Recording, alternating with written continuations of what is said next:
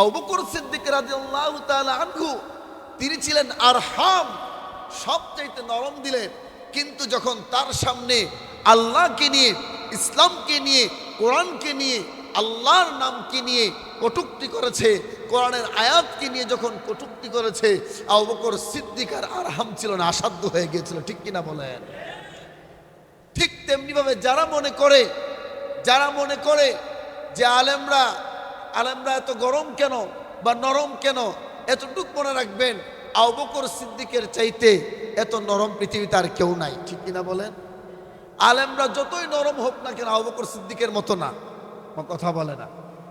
আলেমরা যত দিল দরিয়াই হোক না কেন আবু বকর সিদ্দিকের মতো না, যত সহনশীল হোক না কেন আবু বকর সিদ্দিকের মতো তারা নয়।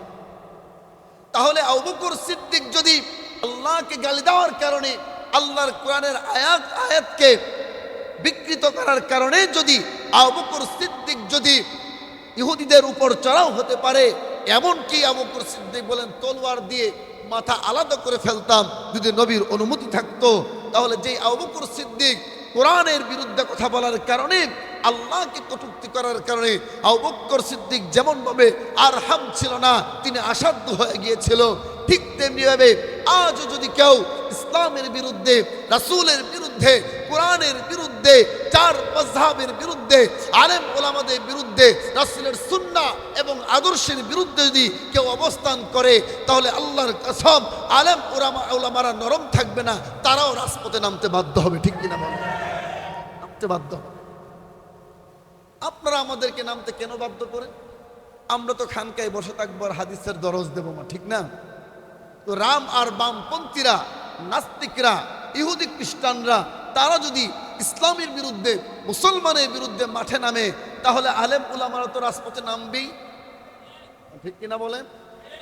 সুতরাং আবু বকর সিদ্দিক রাদিয়াল্লাহু তাআলা আনহু যেমন নরম, আবার তেমন মাঝে মধ্যে গরম হইত। এই হাদিস প্রমাণ করে। ঠিক কিনা বলেন? এই হাদিস প্রমাণ করে কোরআনের জন্যে, ইসলামের জন্যে, ইসলামের কোনো বিধিবিধানের জন্যে, শরীয়তের কোনো বিধিবিধানের জন্যে যে কোনো মুহূর্তে যে কোনো একজন আলেম রাগান্বিত হতেই পারে, এতে কোনো দোষের কিছু না। ঠিক না? এখন প্রশ্ন হলো, একজন আলেম যদি রাগ হয় কিংবা রাগান্বিত হয় ইসলামের জন্যে, শরীয়তের কোনো বিধিবিধানের জন্যে, সেটা অপরাধের দিকে যায় না। যদি সেটা অপরাধের দিকে যায়, তাহলে কি আবু বকর সিদ্দিক অপরাধ করেছিল? কথা বলেন না।